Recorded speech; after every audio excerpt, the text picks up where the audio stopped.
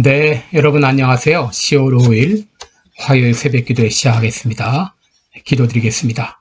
은혜로우신 우리 아버지, 어젯밤에도 평안한 잠을 주시고 또 새날을 시작합니다. 오늘 24시간 주님 앞에 영광 돌리며 살기를 원합니다. 우리의 가는 길을 인도해 주옵소서. 우리 하는 모든 생각을 인도하여 주옵소서. 오늘도 주님 앞에 영광 돌리는 귀한 하루가 되게 해 주옵소서. 이 시간도 연약한 우리 모든 성도들 주의 능력의 손으로 친히 어루만져 주시사 깨끗이 치유함을 얻게 하여 주시옵소서. 오늘도 마음에 간구하는 모든 소원들을 주 안에서 응답하여 주옵소서. 감사드리며 예수님의 이름으로 기도드리옵나이다. 아멘. 네, 찬송가 495장 부르겠습니다. 익은 곡식 거둘 자가 없는 그때 495장입니다. 예전 찬송가는 271장입니다. 익은 곡식 거둘 자가 없는 이때에 누가 가서 거둘까? 내가 어찌 게을러서 앉아 있을까? 어서 가자 밭으로 보내주소서.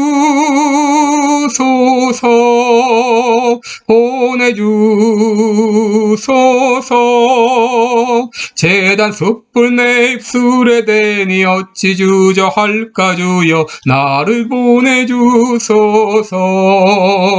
주가 두루 다니시며 일꾼 부르나 따르는 자 적구다. 보라 주의 사랑하는 익은 곡식을 어서 거두러 가자.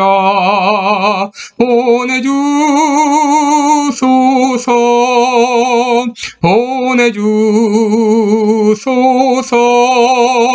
제단 숯불 내 입술에 대니 어찌 주저할까? 주여 나를 보내주소서. 주가 나를 부르시니 언제 어디나 기뻐 가서 일하리. 주가 명령 내리실 때 능력 받아서 기뻐 거두리로다. 보내주소서.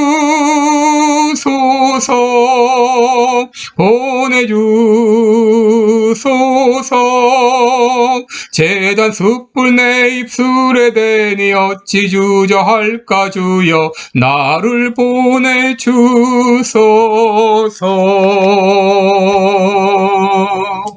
아멘. 네, 우리 오늘은 로마서 9장 1절로 5절까지 봉독하겠습니다. 로마서 9장 1절로 5절까지입니다. 제가 봉독해 드립니다. 내가 그리스도 안에서 참말을 하고 거짓말을 아니하노라. 내게 큰 근심이 있는 것과 마음에 그치지 않는 고통이 있는 것을 내 양심이 성령 안에서 나로 더불어 증거하노니 나의 형제 곧 골육의 친척을 위하여 내 자신이 저주를 받아 그리스도에게서 끊어질지라도 원하는 바로라. 저희는 이스라엘 사람이라 저희에게는 양자됨과 영광과 언약들과 율법을 세우신 것과 예배와 약속들이 있고 조상들도 저희 것이요 육신으로 하면 그리스도가 저희에게서 나셨으니 저는 만물 위에 계셔 세세의 찬양을 받으실 하나님이시라. 아멘. 네, 우리 오늘은 그치지 않는 마음의 고통, 이런 제목으로 함께 말씀을 나누겠습니다. 여러분, 로마서는 크게 두 부분으로 나눌 수 있죠. 1장부터 8장까지 우리는 무엇을 믿을 것인가 하는 것과 12장부터 16장까지 그러면 우리는 어떻게 살 것인가 하는 것입니다. 그런데 중간에 9장부터 11장까지는 삽입 부분입니다. 그러므로 로마서 8장에서 12장으로 바로 넘어가도 내용 전개에 무리가 없습니다. 그렇다면 9장부터 11장까지는 가치가 없는 것일까? 그렇지 않습니다. 오히려 어떤 분들은 이 부분이야말로 로마서의 핵심 부분이라고 말하는 사람도 있습니다. 왜냐하면 9장부터 11장까지는 아주 중요한 교리를 담고 있는데 그것이 바로 예정론입니다. 하나님의 구원은 어떻게 시작이 되었고 어떻게 성취되는가? 하나님의 구원 계획이 성취되는 데 있어서 유대인의 역할은 무엇인가? 왜 유대인들은 예수님을 메시아로 인식하는 데 실패했는가? 그렇다면 유대인과 이방인 모두를 위한 하나님의 구원 계획은 무엇인가? 이런 내용들이 9장부터 11장까지 담겨 있습니다. 사도 바울은 이제 9장을 시작하면서 개인적인 진술로 서두를 시작하고 있습니다. 그것은 바로 동족 이스라엘을 향한 근심과 고통의 표현입니다. 1절로 3절을 보시면 내가 그리스도 안에서 참말을 하고 거짓말을 아니하노라. 내게 큰 근심이 있는 것과 마음에 그치지 않는 고통이 있는 것을 내 양심이 성령 안에서 증거하노니 나의 형제 곧 골육의 친척을 위하여 내 자신이 그리스도에게 저주를 받아 그리스도에게 끊어질지라도 원하는 바로라. 여러분, 이 구절을 통해서 우리들은 바울이 가지고 있는 구령의 열정과 특별히 동족 이스라엘을 향한 그의 마음을 엿볼 수가 있습니다. 여러분, 바울은 뜨거운 구령의 열정을 가진 사람이었습니다. 로마서 1장 16절에서 나는 복음을 부끄러워하지 않는다 그랬습니다. 고린도전서 9장 16절에서는 내가 복음을 전하는 것은 당연히 해야 할 일이고 내가 만일 복음을 전하지 않는다면 내게 화가 있을 것이라고 했습니다. 그리고 디모데후서 2장 9절에서는 복음 때문에 자신이 매인바 되었다라고 말합니다. 여러분, 매인바 되었다고 하는 것은 그것 때문에 아무것도 하지 못하는 것을 말하는데 바울은 바로 복음을 전하는 그것 때문에 아무것도 하지 않을 정도로 복음의 매인바 되었다고 말했습니다. 여러분들은 처음 구원을 확신하게 되었을 때 그때 감격을 기억하시나요? 예수님께서 나를 위해 십자가에 달려 죽으셨다는 것이 믿어지게 되었을 때 천국이 눈앞에 보이고 구원의 기쁨과 감격을 체험했을 것입니다. 그런데 구원받았을 때 나타나는 또 한 가지 감정은 바로 구원받지 못한 사람들에 대한 안타까움이라고 하는 것입니다. 구원받지 못한 가족과 친지들을 생각하면서 눈물을 흘리고 안타까운 마음이 생긴다고 하는 것입니다. 고린도후서 9장 11절을 보면 사도 바울은 두 가지 종류의 근심을 소개하고 있는데 하나는 세상 근심이요 다른 하나는 하나님의 뜻대로 하는 근심입니다. 무엇을 먹을까, 무엇을 입을까, 무엇을 마실까 하는 것은 세상 근심입니다. 여러분, 이런 근심은 백해무익합니다.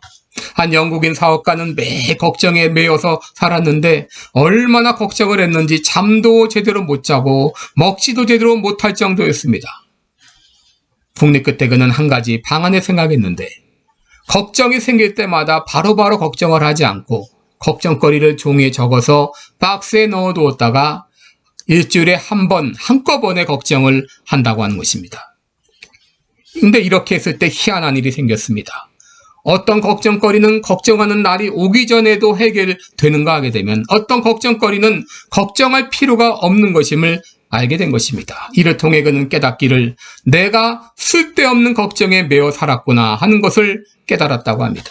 여러분, 이 땅의 걱정은 백해무익합니다. 그러나 우리가 반드시 해야 될 근심이 있죠. 그것은 바로 하나님의 뜻대로 하는 근심입니다. 그것은 세상을 바라보며 하는 근심입니다. 죄악으로 치닫고 있는 세상을 바라보며 하는 근심입니다.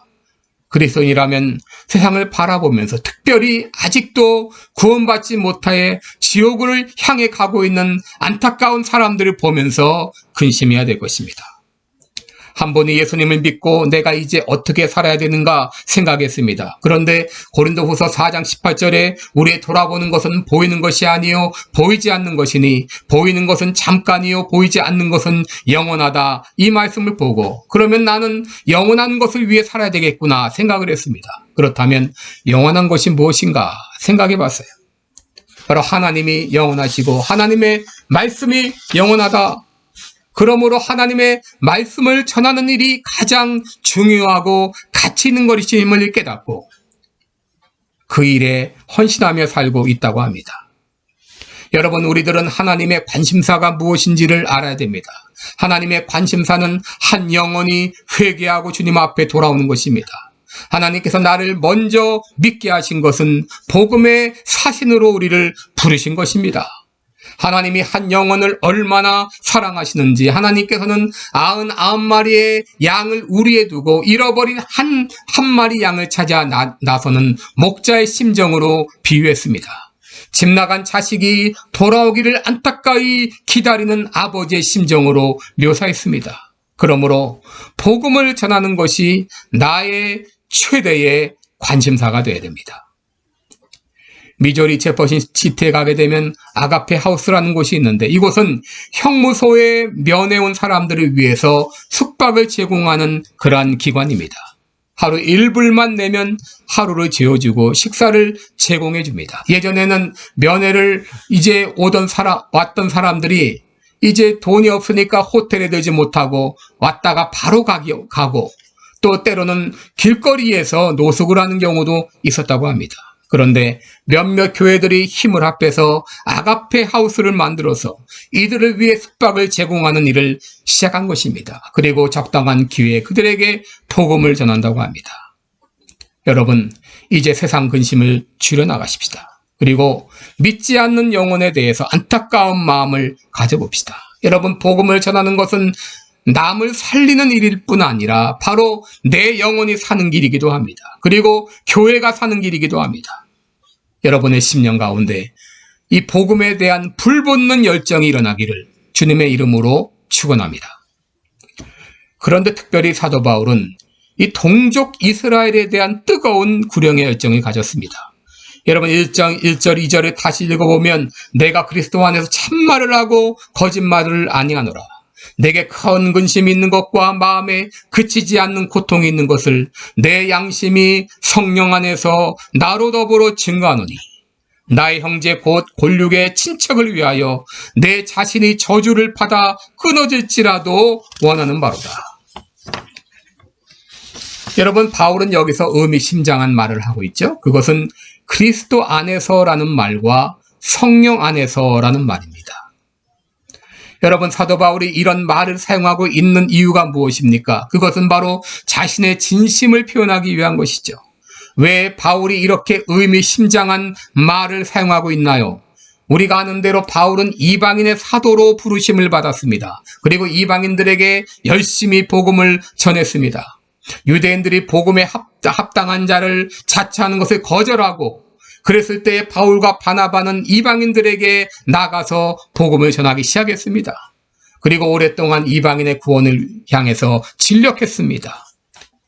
그런데 이렇게 했을 때 바울이 오해를 받았습니다. 사도 바울은 동족에게는 무정한 사람이다. 동족을 사랑하지 않는다. 그러기에 사도 바울은 하나님 안에서, 그리스도 안에서, 그리고 성령 안에서라는 말을 사용하면서 자신이 동족을 향한 큰 근심과 그치지 않는 고통이 있다. 그것은 내 자신이 저주를 받아 끊어질지라도 원하는 바로다 하면서 자기 동족을 향한 안타까운 마음을 표현한 것입니다. 여러분, 모세도 마찬가지였죠. 출애굽기 32장 32절을 보게 되면 이스라엘 백성들이 죄를 짓고 멸망에 이르게 되었을 때 그는 동족 이스라엘을 향해서 기도합니다. 만일 합의하시면 이제 그들의 죄를 사하시옵소서. 그렇지 않사오면 원컨대 주의 기록하신 책에서 내 이름을 지워버려 주시옵소서라고 기도했습니다. 여러분, 기독교는 민족주의는 아닙니다. 모든 사람은 하나님의 자녀입니다. 모든 민족은 복음 전파의 대상입니다. 그러나 동족에 대한 관심을 포기해서는 안 됩니다. 왜 그렇습니까? 국적은 달라질 수 있을지 몰라도 민족은 달라지지 않기 때문입니다. 여러분, 우리가 미국 땅에 살면서 왜 한인교회를 세웠습니까? 민족은 달라지지 않기 때문입니다. 바울은 자신을 이방인을 위한 사도로 자처했지만, 그러나 다시 동족을 향한 안타까운 마음을 표현하고 있는 것입니다. 저는 오늘 본문을 보면서 이민교회의 현실을 생각해 보았습니다. 이민교회의 사명은 무엇인가? 앞으로 이민교회는 어떤 방향으로 나아가야 될 것인가? 한인 1세들이 사라지게 되면 과연 한인교회는 계속 존속할 수 있을 것인가? 많은 것들을 생각해 보았습니다. 어떤 분들은 꼭 한인교회에 나가야 되나? 이렇게 말을 하는 분도 있습니다.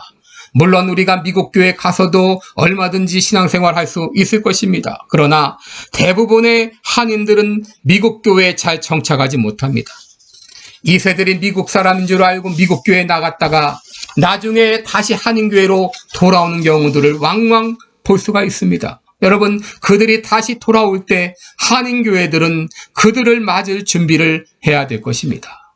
그리고 우리 한인 1세들은 한인 2세들에게 피나는 눈물을 흘리면서 믿음을 전수해야 될 것입니다. 또 본문에서 우리가 한 가지 배울 것은 전도는 가까운 곳에서부터 시작하라고 하는 것입니다. 방송으로 말하면 가청권이라는 것이 있습니다. 전파가 전달되는 곳이 있고 전달되지 못하는 곳이 있습니다.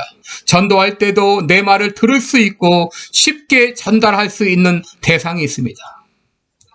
우리가 복음을 전한다면 그 첫 대상은 한국 사람들이 될 것입니다. 말이 같고 문화가 같은 동족이 복음을 전하기도 쉽고 받기도 쉬울 것입니다. 바울은 이방인의 사도로 부름을 받았지만 동족의 구원을 위하여 안타까운 마음을 가졌습니다. 이런 의미에서 우리들은 북한 동포들을 향한 뜨거운 열정을 가져야 되겠습니다. 예전 평양은 동양의 예루살렘이라고 불릴 정도로 기독교가 왕성한 곳이었습니다. 그러나 이제는 공산주의와 김일성 주체 사상으로 인해서 완전히 복음의 황무지가 되었고 모든 교회들이 다 무너지고 선교 활동도 제대로 할 수 없는 곳이 되었습니다. 그러나 우리가 북한 동포들을 위한 기도는 끊이지 않아야 되겠습니다. 그치지 않은 고통과 안타까운 마음을 가지고 그들을 위해서 기도하고 북한 정권이 속히 무너져서 복음의 문이 열리는 그날이 올 수 있도록 기도하고 그날이 올 때 곧바로 거기 가서 복음을 전할 수 있도록 무장해야 되겠습니다. 여러분, 교회는 복음의 최전선에 서 있습니다. 예수님은 사무실을 차려놓고 사람들이 오기를 기다리지 않으셨습니다. 예수님은 우리들에게 세상으로 나가서 만민에게 복음을 전하라고 하셨습니다. 오늘 말씀을 보면서 사도 바울처럼 나에게도 이런 구령의 열정을 주시옵소서, 특별히 동족을 향한 안타까운 심령을 주시옵소서 기도하시기 바랍니다. 구령의 열정이 없는 사람은 살았다 이름은 있지만 실상은 죽은 자와 같습니다. 주님 오늘 우리를 부르십니다. 내가 누구를 보내며 누가 우리를 위하여 갈고? 그때 여러분의 대답은 무엇입니까? 내가 여기 있나이다. 나를 보내소서. 믿음으로 응답할 수 있기를 주님의 이름으로 축원합니다. 기도하겠습니다. 은혜로우신 우리 하나님 아버지, 오늘 말씀을 통해서 참 사도 바울이 가졌던 구령의 열정과 특별히 동족을 향한 안타까운 심정을 보았습니다. 나도 사도 바울과 같이 이런 구령의 열정을 허락하여 주옵시고 특별히 동족을 향한 불붙는 열정을 허락하여 주셔서 이제 한 걸음을 내딛어서 내 주변부터 가까운 친척 가족들부터 안타까운 마음으로 복음을 증거하는 우리 모두가 되게 하여 주옵소서. 오늘 하루도 주님 앞에 의탁하옵고 예수님의 이름으로 기도드리옵나이다. 아멘. 네, 오늘도 복된 하루 되시기를 축원합니다. 고맙습니다.